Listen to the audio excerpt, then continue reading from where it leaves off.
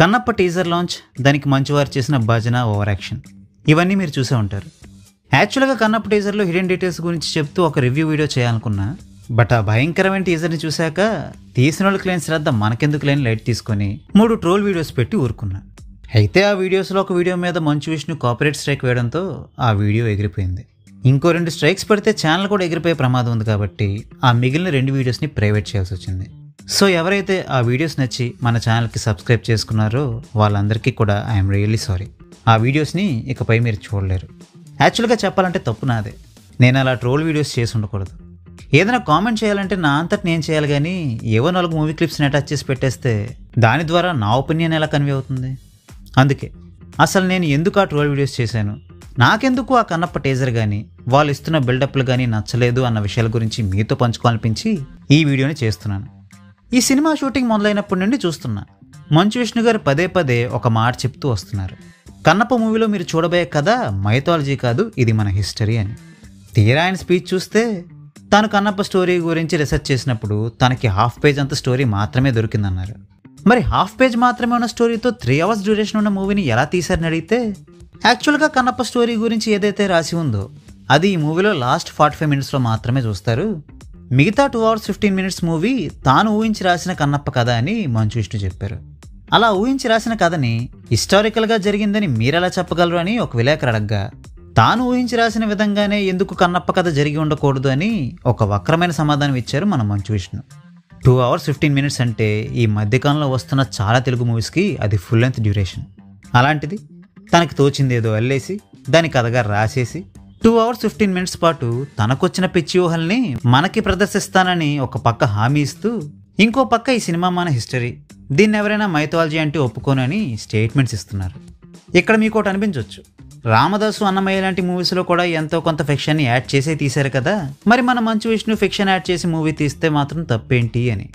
చూడండి, ఉన్న కథకి కట్టుబడి తీసే భక్తిరస చిత్రాల్ని ప్రేక్షకులకి మనోరంజకంగా చూపిద్దామనే ఉద్దేశంతో కొంతమేరకు ఫిక్షన్ యాడ్ చేయొచ్చు, సినిమాటిక్ లిబర్టీస్ కూడా తీసుకోవచ్చు, అందులో తప్పేమీ లేదు. కానీ 45 minutes అసలు కథకి 2 hours 15 minutes ఫిక్షన్ని జోడిస్తే చెంబుడు పాలల్లో బిందెడు నీళ్లు పోసినంత విడ్డూరంగా ఉంటుంది. అది ఆ మిశ్రమాన్ని నీళ్ళు అంటాం కానీ పాలనలేం. అలానే ఈ మూవీని కూడా ఫిక్షన్ అనగలమే కానీ హిస్టరీ అనలేం. దీన్ని బట్టి నాకు అర్థమైంది ఏంటంటే, మంచు విష్ణు సినిమాలు వస్తున్నాయంటే జనాలు పెద్దగా పట్టించుకోరు కాబట్టి అనవసరమైన కాంట్రవర్షియల్ డిస్కషన్స్కి తెరలేపి తద్వారా తన మూవీకి ప్రమోషన్స్ చేసుకోవచ్చు అని ప్లాన్ చేశారు. ఏమండి మంచు విష్ణు గారు, అదే కదా మీ స్ట్రాటజీ?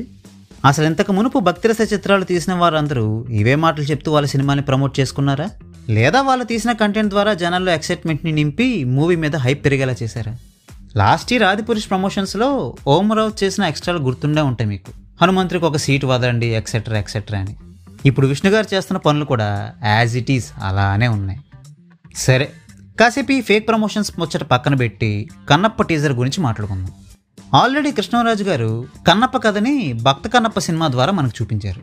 ఈ టీజర్ని చూడకముందు భక్త కన్నప్ప సినిమా అంత బాగా కాకపోయినా అట్లీస్ట్ ఒక డీసెంట్ అవుట్పుట్నైనా విష్ణు గారు ఇవ్వగలిగితే చాలు అనుకున్నా. బట్ ఈ టీజర్ని చూశాక అది జరిగే పని కాదని ఒక క్లారిటీ వచ్చేసింది. నిజంగా గుండె మీద చేసుకుని చెప్పండి, ఆ టీజర్ని చూస్తుంటే అదొక భక్తిరస చిత్రం అన్న ఫీలింగ్ కొంచెమైనా మీకు కలుగుతుందా? టీజర్లో భక్తిరసం కంటే బిల్డప్ రసం ఎక్కువగా ఉంది. అండ్ ఆ బిల్డప్ ఇచ్చింది కూడా కన్నప్పకే కాదు, మంచు విష్ణు గారికి. 100 మందిని చంపేసిన పోటుగాడుగా ప్రొజెక్ట్ చేసుకోవడం తిన్నడ పాత్ర కోసం కాదు. ఆ ముసుగులో తనకి ఒక మాస్ హీరోకి పడే ఎలివేషన్స్ ఇచ్చుకుందామని ప్లాన్ చేసుకుని మన మంచు విష్ణు తన కోసం తాను రాసుకున్న బిల్డప్ సీన్లు అవి. బడ్జెట్ ఏమో 100 కోట్లు అన్నట్టు బిల్డప్. టీజర్ చూస్తేనేమో మోసగాళ్ళు మూవీలో వాడిన అదే నాసిరకం crowd duplication technique, Windows wallpaper లాంటి లొకేషన్లో అక్కడక్కడ సీజీ చేసి పెట్టేసిన గుడిసెలు, బాణం ఎటో వేస్తూ ఇంకెటో దిక్కులు చూస్తున్న మంచు విష్ణు గారి చూపులు. ఎవరిని మోసం చేద్దామని? ఇవన్నీ చాలవన్నట్టు టేజ్ రన్నింగ్లో శివయ్య అనే హాస్యాస్పద ఆర్తనాదం ఒకటి. కర్మరా బాబు. మళ్ళీ ఇంతోటి దానికి తన కోసం తనిఖీల భరణి గారు కథ రాసి ఇచ్చేశారని, కృష్ణరాజు గారు పర్మిషన్ ఇచ్చేశారని, మోహన్ లాల్ గారు ఆయనకున్న బిజీ షెడ్యూల్ని మేనేజ్ చేసుకొని మరీ పిలవగానే న్యూజిలాండ్కి ఎగేసుకొచ్చేశారని పిట్టల దొర కబుర్లు చెప్తున్నారు.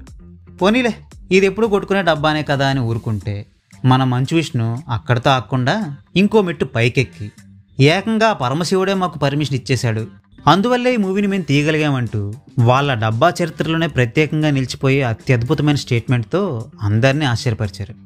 అయినా వాళ్ళ పిచ్చి కాకపోతే శివుడు పర్మిషన్ ఇవ్వడం ఏంటి, వీళ్ళు సినిమా తీయడం ఏంటి? ఏదో కైలాసానికి ఫ్లైట్ ఇసుకుపోయి సాక్షాత్తు శివుడి చేత ఎన్ఓసి మీద సంతకం పెట్టించుకొని వచ్చినట్టు వీళ్ళు పిచ్చి మాటలు. ఇలాంటి డబ్బా రాయలను ట్రోల్ చేయడంలో ఏ తప్పు లేదని భావించే నేను ఆ ట్రోల్ వీడియోస్ చేశా. బట్ ఇదివరకు నేను చెప్పినట్టు ఇలాంటి డబ్బా రాయలకి ట్రోల్ వీడియోస్ కంటే ర్యాంట్ వీడియోసే కరెక్ట్.